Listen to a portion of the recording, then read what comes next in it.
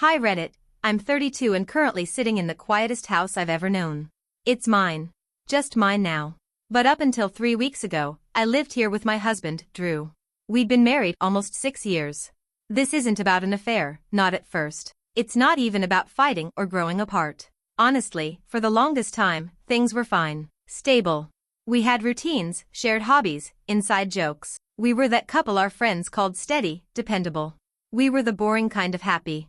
And I thought that was enough. Then Drew started traveling more for work. It started slowly. A couple days a month, then a week. Then suddenly, entire stretches of 10, 12 days where I wouldn't even see him. He said his company had a new branch in Denver that needed hands-on attention. I didn't question it. I've always trusted him. Always. He'd send selfies from hotel rooms, call at night, even complain about airport food. There was no reason not to believe him. Until last month. He was supposedly in Denver for a 10-day stint. He'd been gone 4 days, and I was grabbing groceries when I bumped into a mutual friend of ours, someone who'd just seen Drew the night before, at a bar. Here. In our city. Literally 2 blocks from our home. At first, I thought he must have been mistaken. Maybe someone who looked like Drew. Maybe he got the timeline wrong. But then he described the shirt Drew was wearing. It was a dark green flannel I had just folded into his suitcase myself. That night, I waited for his usual call. It came. His voice was casual, tired. Said the hotel bed sucked. Said the client meetings were boring. I played along. I didn't say a word about what I'd learned. Instead, I started checking things, slowly, carefully. And what I found changed everything. So after that phone call, I sat in bed staring at the ceiling like my brain had been unplugged. I couldn't sleep. My gut kept saying, check his email. So I did. Drew had left his work laptop at home that tripped odd, considering he usually took it. I figured maybe he was using his personal laptop, but I also knew he used his phone for everything. Still, we had one of those shared Google calendars. I clicked through to the current week. It said Denver, May 3rd to 13th. Fine. Except there was a flight confirmation in the notes section, with a reference number. I copied it and opened the airline's website. Typed it in. Nothing. It didn't exist. Okay, maybe he typed it wrong. But I kept digging. I called the hotel chain he claimed he was staying at. I gave them his name, said I was his wife and couldn't reach him. They looked it up. No reservation. No guest by that name. No one by his company's name either. That's when it hit me, he never left town. I didn't know what to do. It's like your body knows something before your mind catches up. My hands were cold, my face hot. My mouth was dry.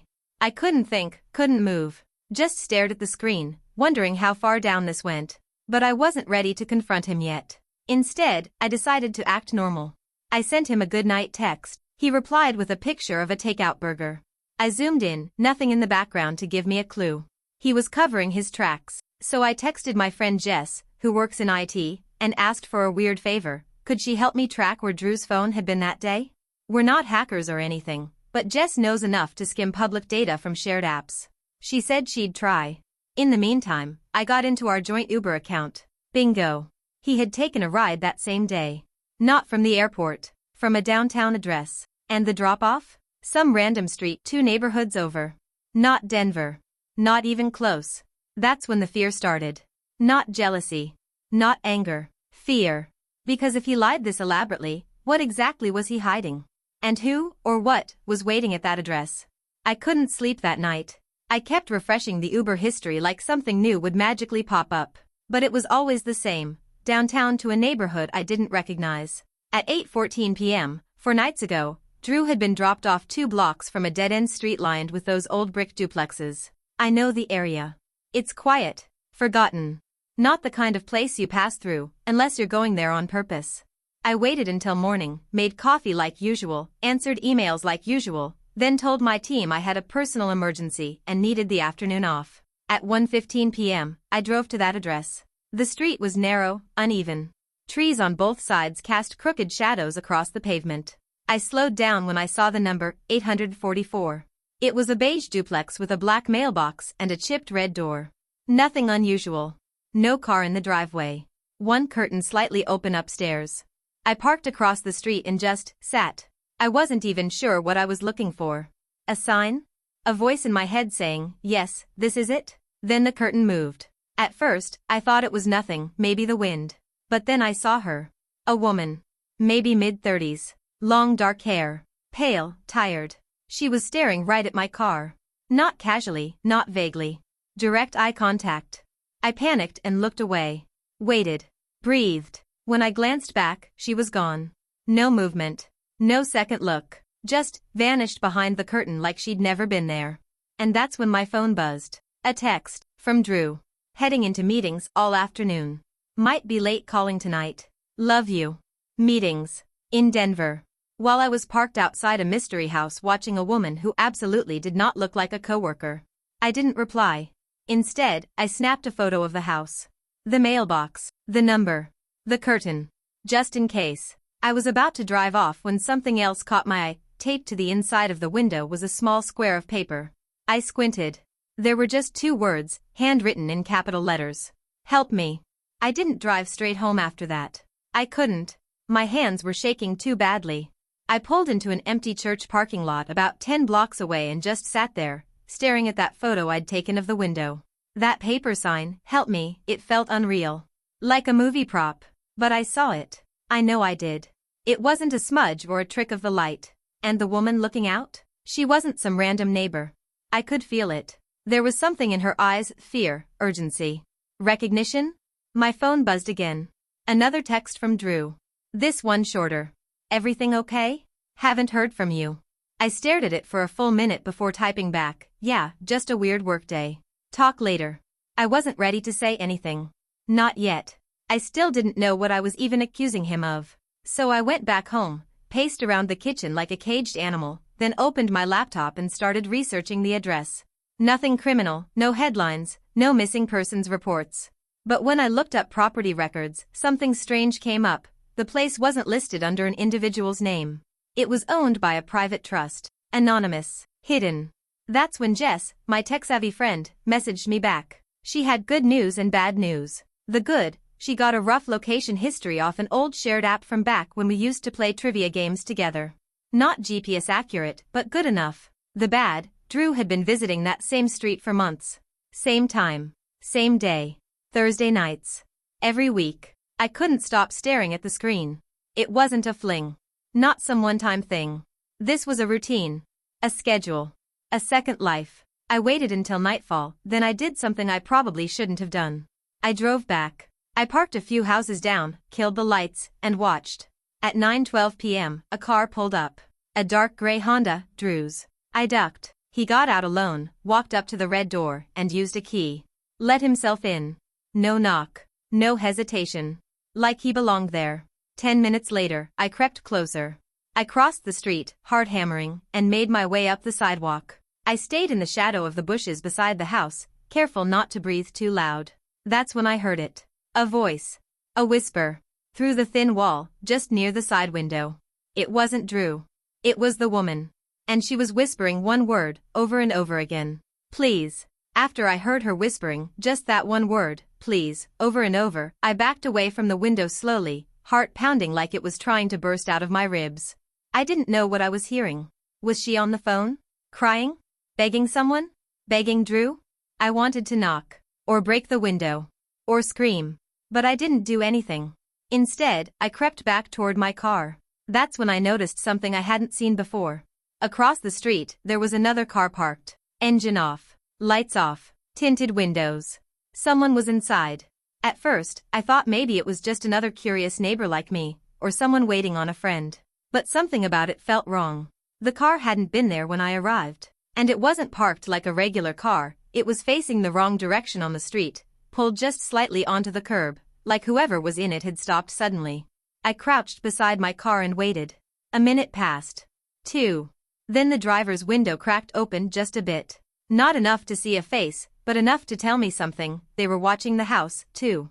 I don't know what came over me, but I took out my phone and pretended to take a selfie, angling the camera toward that car. When I checked the photo, the only thing I caught was a vague reflection of what looked like a hand gripping the steering wheel. Gloved. I stood up like I was about to walk back to my car. And that's when the other car suddenly pulled away. Fast. No lights. Just gone. I stood there alone on the sidewalk, the only sound the distant hum of a street lamp overhead. I couldn't stop shaking. I got in my car and drove home with a pit in my stomach that felt like it was growing teeth. Back at the house, I didn't even go inside right away. I just sat in my driveway staring at nothing. This wasn't just cheating. This wasn't just lies. There was something else going on in that house. And I wasn't the only one trying to figure out what. That night, I dreamed of the woman again. Her face in the window, whispering to me this time, not Drew. Only now, she was saying something different. He told me you were dead. I didn't sleep after that dream. I stayed up pacing the hallway like something was going to jump out and tell me what to do. Everything felt unreal, but too vivid to ignore. I was spiraling, and I knew it. So I forced myself to focus on something tangible. Physical. That's when I remembered the garage. Drew's toolbox. It's a big, battered red metal one, older than our marriage. He kept it locked most of the time, even though I never touched his stuff. Said it was just habit from work. I never thought twice about it. Until that morning. I grabbed the spare key from the hook behind our boiler, the one I wasn't supposed to know about, and went into the garage. The metal squeaked as I opened the lid. Everything looked normal. Wrenches. Screws. Some old receipts. But at the bottom, taped beneath a false panel I didn't even know existed, was something wrapped in an old bandana. I pulled it out. My hands were shaking. Inside was a black flip phone. Cheap. Old school. No facial recognition, no fingerprint scanner. Just numbers and a sticky residue where the SIM card had been forced in backward at some point. It was still charged. There were only 2 contacts in it. One saved as D, no picture. The other as A. No last names. There were no incoming texts. No emails. No notifications at all. Except the call log. Outgoing only. Every Thursday night, like clockwork, there was a 10-minute call to D at exactly 8:55 p.m. And every Friday at noon, another call, this time to A. I didn't recognize either number. But I copied them down and then did something I wasn't sure I'd be able to handle. I dialed the most recent one, the Thursday night number. D. It rang twice. Then clicked. But no one said anything. Not nothing, not dead silence. I heard breathing. Careful, slow breathing, like someone was listening. Waiting. I didn't speak. Neither did they. After about 7 seconds, the call disconnected. I dropped the phone like it burned me. Because right then, I realized something. Whoever was on the other end wasn't surprised I'd called. They were expecting it. The next morning, I went through Drew's desk drawer with a kind of slow, quiet fury. I wasn't tearing things apart, I was listening. Waiting. I didn't want to miss the sound of a door unlocking or footsteps on the porch. He was still in Denver, after all. And yet somehow, I felt like he was always just one room away. I opened a file labeled tax stuff. That's where I found the first clue. A bank statement. Not from our joint account. Not from any bank we've ever used. It was addressed to a P.O. box, one I'd never heard of. I Googled the number. It was tied to a rental unit halfway across the city, in a strip mall next to a pawn shop and a vape store. The account had steady withdrawals every Thursday. Small amounts, $220, $180, $250. Nothing too noticeable. But always on Thursday. Always after 9 p.m.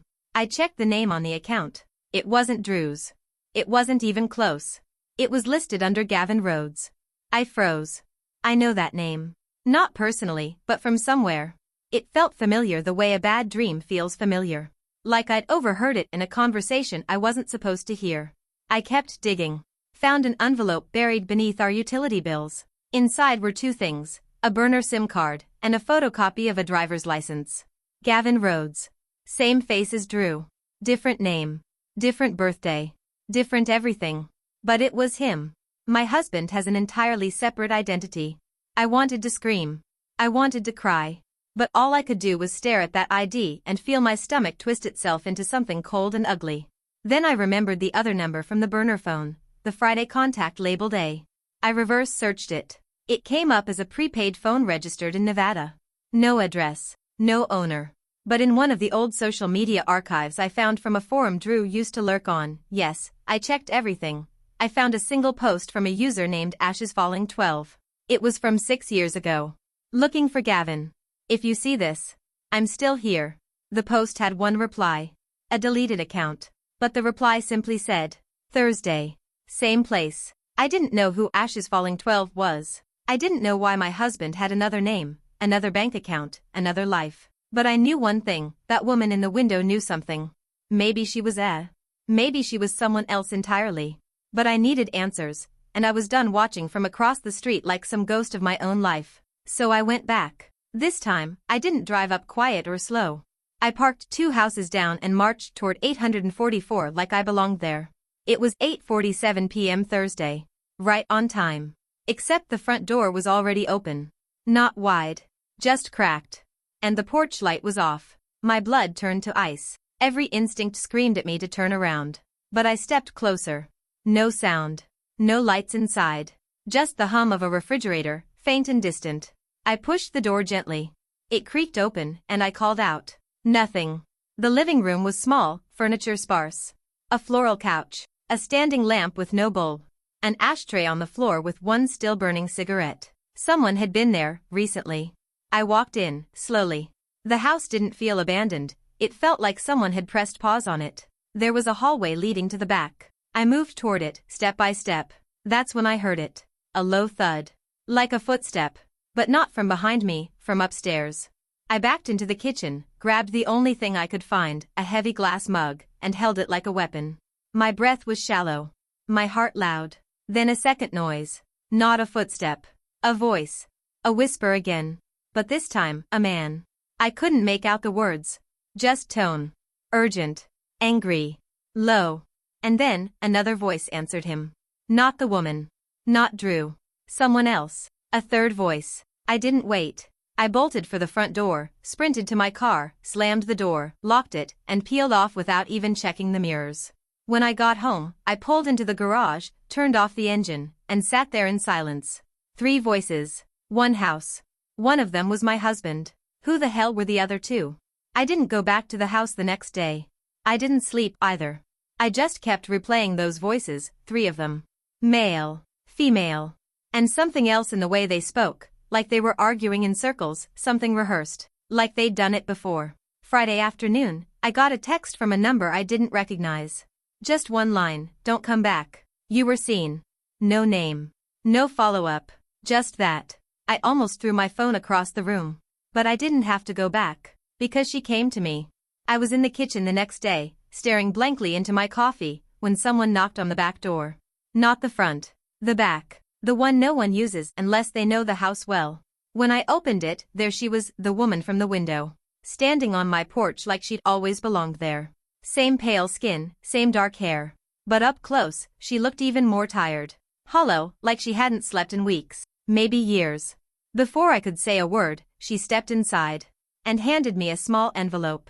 Inside was a photo. Old, maybe 10 years. A group of people sitting on a couch. Drew, or Gavin, in the middle. Arm around a smiling woman. The same woman now standing in my kitchen. But that's not what made my blood run cold. It was the baby on her lap. She finally spoke. I didn't know you existed, she said. Until last week, when he stopped pretending I was you. She told me her name. Allison. And just like that, my world tilted. Because I already knew an Allison. She was Drew's coworker. The one who texted him late at night. The one he swore was just an assistant from his Denver trips. That was a lie. The Allison I knew? Wasn't Allison at all. This was the real one. The woman in the house. The mother of Drew's child. The woman he kept locked away, hidden under a second name, in a second life, just 2 neighborhoods away. And she had finally stopped being afraid. We sat in silence for a long time. Allison, the real Allison, held her mug of tea like it was a shield. I didn't ask questions right away. I just let her talk. She told me everything. She met Drew, Gavin, as she knew him, 9 years ago in Reno. He was charming, quiet, said he worked in operations. No last name at first. No family details. But he was protective, intense. They moved fast. Too fast. A year later, she was pregnant. By the time the baby turned 2, Drew had changed. Became controlling. Secretive. Disappeared for days, always with a story, business trips, new clients, emergencies. She never met his coworkers. Never saw a paycheck. Everything was cash. And then one day, he left and didn't come back for 3 weeks. When he did, he had a new phone, new clothes, and new rules.